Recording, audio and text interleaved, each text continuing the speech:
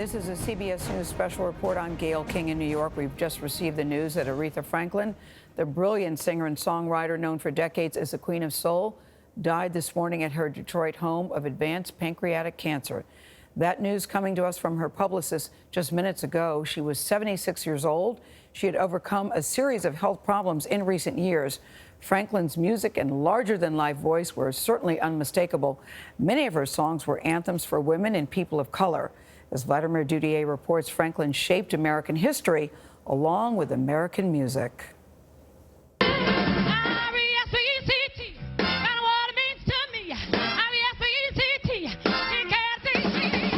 For 6 decades, Aretha Franklin's career demanded just that, respect.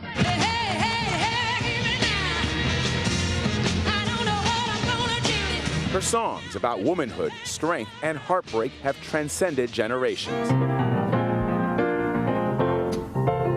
Baby, here I am, by the railroad tracks, waiting for my baby, she's coming home back. A child prodigy by many accounts, Franklin learned to play piano by ear.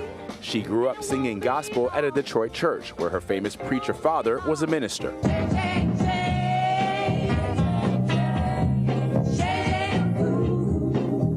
In 1961, Franklin made the transition from gospel singer to a pop singer.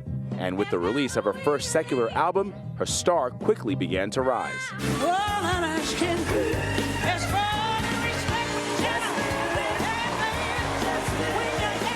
The Queen of Soul's career really took off in the late 1960s, when she released her rendition of the song, Respect. Her name is synonymous with respect. Billy Johnson Jr. is a music consultant. That song just took off, and that song, Respect, ended up becoming her first Grammy as well. Franklin would go on to win 18 Grammy Awards.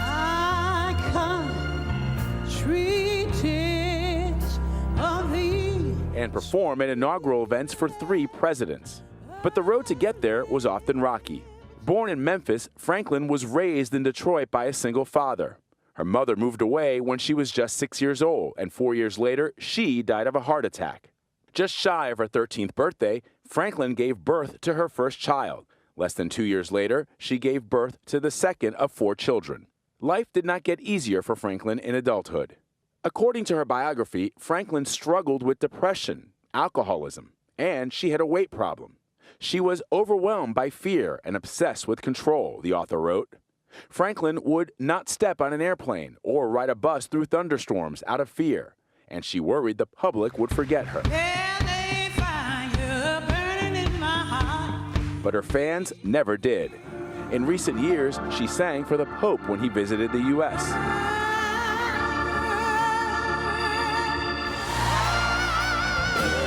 And in 2015, she brought President Obama to tears during the Kennedy Center honors while singing A Natural Woman. Over the last decade, Franklin's health seemed to decline. In an interview with Anthony Mason for CBS Sunday Morning in 2011, he asked her about it. How is your health? My health is wonderful. It is fabulous now. People were worried about you. Yeah, I was worried. There were a lot of rumors about what you had, what you went through. Can you tell us anything? It wasn't anything, well, it wasn't that. Franklin's last known performance was in November 2017 for Elton John's AIDS Foundation Fall Gala. And, like always, the Queen of Soul delivered.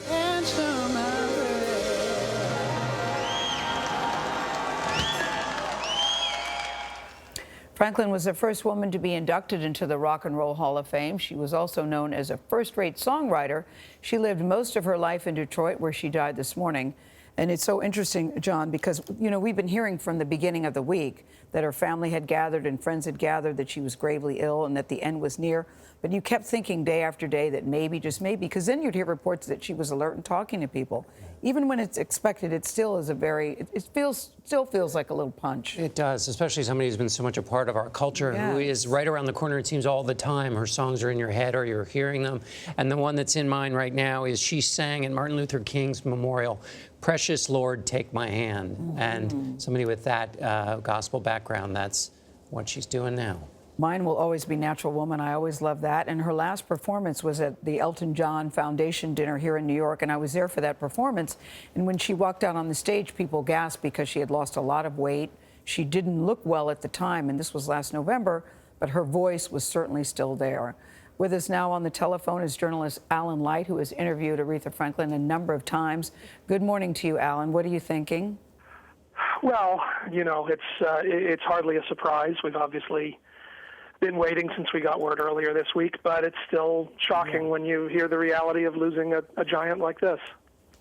Yeah. No, you interviewed her. What can you tell us about the time you spent with her? Because people would say she had a great sense of humor, but people could say she could be a little prickly.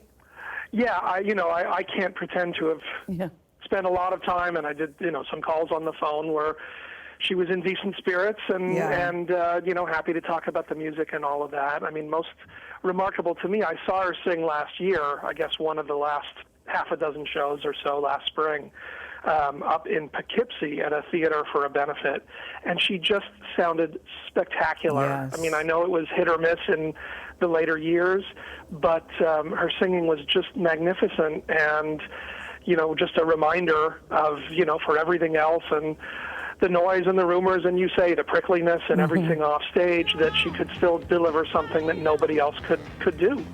And what was that? I mean, Rolling Stone called her the greatest singer of all time. Yeah. That's not just, somewhere on the list. That's at the very top. Yeah, it's interesting because I've been talking to people about that. Like, there are plenty of great singers, and what is it to have people say the greatest singer? This thing that we all pretty much all do, at one time or other, to be the greatest in the world at doing that thing. And I think one thing that's really easy to overlook, we think of great singers as having this like superpower. They just have that voice. It's just there. But she worked so hard. There was such musicality. Her piano playing, her arranging, the way that she approached the lyric. I worked with Mary J. Blige on that piece. She wrote the thing for Rolling Stone when she was named the greatest singer of all time. And Mary talked about single words that Aretha would sing, not just single songs, but the way that she could deliver one word that would change your whole understanding of that song and that emotion. I mean, it was really such an incredible power, above and beyond just the voice you happen to be born with. Yeah, and then talk about that one word, respect. That was 1967 when she won the first Grammy for Respect. That song still lives today and is still relevant today. What is it about that song that became a national anthem for so many different kinds of people, do you think? Well, I think that, as an anthem for women, as an anthem for the civil rights movement, I mean, this incredible articulation of power and strength and self-respect. We forget Otis Redding wrote that song. She found, just an ask for respect from his woman. Yes. She turned it into respect from the world, for her being a woman. And when he sang it at the Monterey Pop Festival, Otis said, this girl took that song away from me. Yeah. That's hers, that's hers now. Yeah, she said that when she sang it, it was a demand for mutual respect in a relationship. Here, here, here. And the interplay with her backup singers, the sense of, common cause and togetherness in that. It wasn't just selfishness. It was about strength. It was about independence and about sharing that, and everybody looking for that.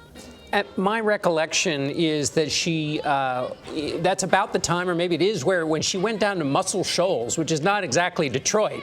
And Aretha Franklin went down into this swampy rock and roll place and emerged with a different sound. She had an ability to play across all kinds of different genres. That must have also been one of her real talents. Well, and really, drawing from her gospel training, her gospel background, never letting that go no matter what kind of song she was singing. She had rock and roll and soul and pop and jazz singing in her, but that, the gospel at the heart of that was something that was so washed out of a lot of great singers, that they had to compromise that to become pop stars, and she compromised nothing. She got to the heart of what it was that she was raised in and made that this universal sound, and this sound that took over the pop charts on its own terms.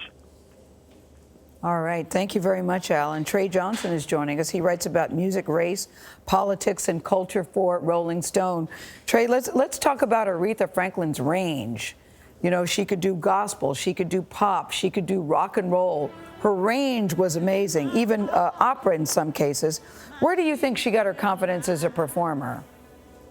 You know, I think she got a lot of that confidence from her upbringing in the Black church community. I think, too, you know, I think a lot of what I think Aretha's power was is that she knew how to inhabit a song authentically. And so she wasn't someone who just kind of phoned it in. She really kind of chewed up every line and like lived it out in an experience that made you feel like it was part of her as a person. And Trey, what about her cultural role as, I mean, we've been talking about her artistry. Put her in context in terms of American music. Oh, man, you know, as Rolling Stone has cited themselves, you know, Aretha is probably the greatest voice we've ever had. I think, too, it's about that power that she had with her voice that constantly ground people in a common sense of humanity and struggle and power, whether it's about love or the obvious things around respect and dignity. I think, too, what's special about Aretha was that, you know, she used her music and she used her platform to also constantly advance and lean into the causes of equal rights and civil rights for her community. And I think those things together made her voice not only richer, but I think more honest and true for a lot of people. Yeah, she grew up singing in the church choir in her father's church. Vladimir Duthiers has been in Detroit all week at the church, and we were talking about the influence that the church played in her life. Can you talk about that, how that influenced her as a singer and a young girl? Yes, you know, from my understanding about Aretha, is that a great deal of it was about where she drew her strength from. And I think her sense of perspective and story, you know, a lot of her songs, particularly her love songs, are ones that have been elevated to kind of like transcendental status.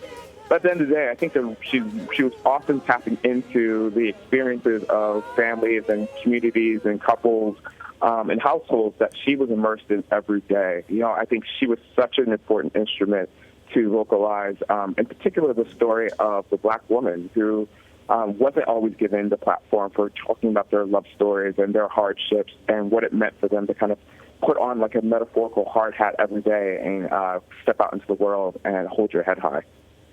I like that, Trey. Metaphorical hard hat. Nicely done. Well done, Trey. We'll end it there. Thanks so much for being with us.